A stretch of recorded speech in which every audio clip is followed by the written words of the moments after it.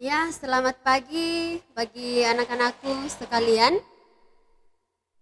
Pagi ini kita akan masuk dalam materi yaitu profil pelajar Pancasila.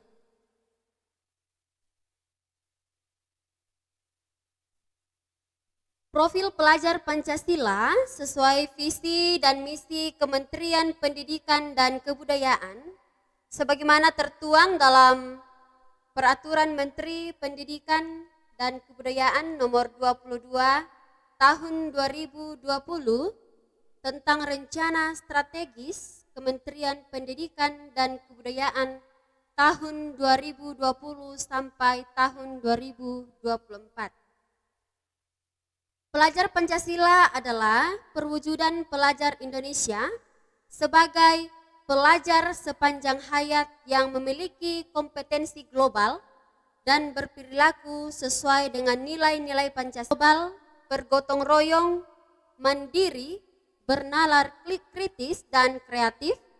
Dan kita akan masuk di poin yang pertama, yaitu beriman, bertakwa kepada Tuhan Yang Maha Esa dan berakhlak mulia. Jadi anak-anakku sekalian, pelajar Indonesia yang beriman, bertakwa kepada Tuhan Yang Maha Esa, berakhlak mulia adalah pelajar yang berakhlak dalam hubungannya dengan Tuhan Yang Maha Esa. Kita memahami ajaran agama dan kepercayaannya kita, serta menerapkan pemahaman tersebut dalam kehidupan kita sehari-hari. Jadi anak-anakku sekalian, kita semua adalah makhluk Tuhan yang beragama. Kita ada yang beragama Islam, beragama Kristen, beragama Hindu, Buddha, dan masih banyak lagi. Jadi sebaiknya kita saling menghargai agama yang dianut oleh teman-teman kita. Bukan hanya kita menghargai agama yang kita anut sendiri. Jadi dalam poin yang pertama ini mengajarkan kita untuk saling menghargai, serta kita memahami betul bahwa kepercayaan yang kita akui itu adalah merupakan keyakinan yang benar-benar dari dalam diri kita sendiri dan bukan paksaan. Yang kedua, yaitu berkebinekaan global. Ya. Jadi pelajar Indonesia itu mempertahankan budaya luhur lokalitas dan identitas dan tetap berpikiran terbuka dalam berinteraksi dengan budaya lain, sehingga menumbuhkan rasa saling menghargai dan kemungkinan terbentuknya dengan budaya luhur yang positif dan tidak bertentangan dengan budaya luhur bangsa. Nah, dari kebinekaan global ini ada elemen dan kunci kebinekaan global, yaitu mengenal dan menghargai budaya. Kemudian yang kedua yaitu kemampuan komunikasi interkultural dalam berinteraksi dengan sesama dan refleksi dan tanggung jawab terhadap pengamalan kebinekaan. Jadi lewat kebinekaan global ini itu mengajarkan kita untuk menghargai budaya-budaya kita. Karena kita itu sudah pasti memiliki budaya yang berbeda dengan budaya-budaya lain. Nah, bukan berarti pula bahwa kita hanya menghargai budaya-budaya yang kita miliki, tapi kita juga wajib untuk menghargai budaya-budaya yang dianut oleh daerah-daerah lain. Kita masuk dalam poin yang ketiga, yaitu gotong royong.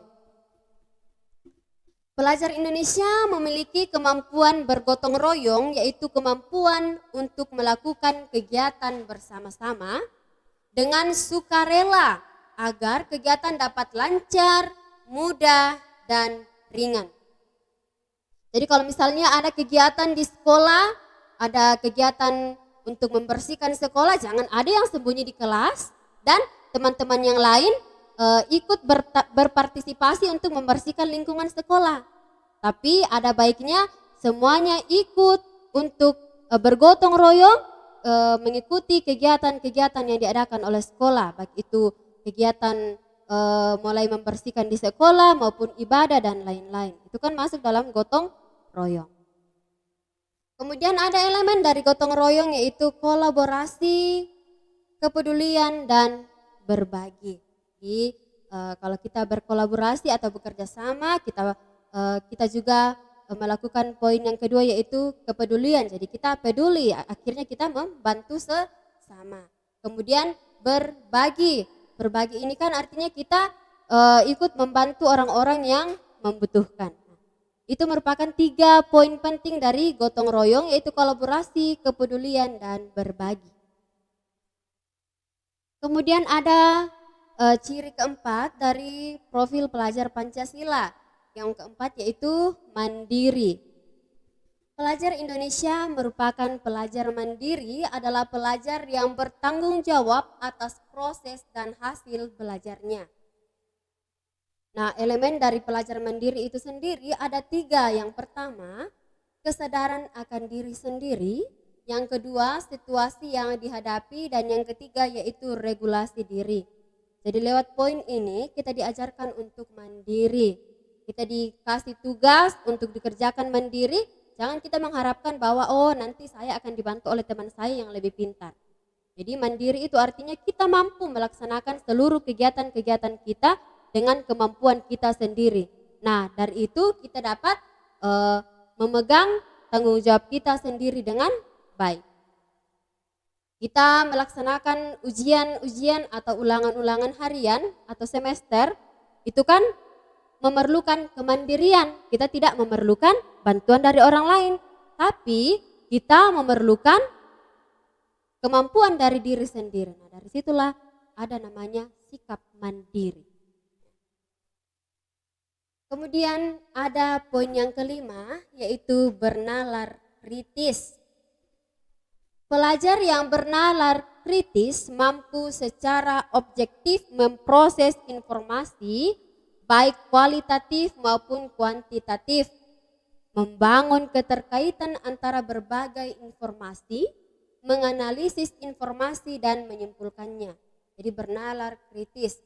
Kalau misalnya ada berita-berita hoaks di media sosial, jangan anak-anakku sekalian cepat-cepat untuk membagikan, tapi dipikir-pikir baik-baik dulu, dianalisis informasi yang dia dapatkan, apakah itu benar atau tidak, baru dibagikan. Nah, itulah kegunaan dari bernalar kritis. Kemudian dari elemen-elemen dari bernalar kritis itu ada beberapa poin. Yang pertama, memperoleh dan memproses informasi dan gagasan, menganalisis dan mengevaluasi penalaran, dan merefleksikan pemikiran dan pengambilan keputusan. Itulah beberapa poin-poin penting dari bernalar kritis. Jadi lewat bernalar kritis ini, anak-anakku sekalian dapat memahami betul cara untuk menganalisis dan menyimpulkan informasi dengan baik, sehingga kalian dapat mengambil keputusan yang baik. Oke, kita masuk dalam poin yang terakhir yaitu kreatif.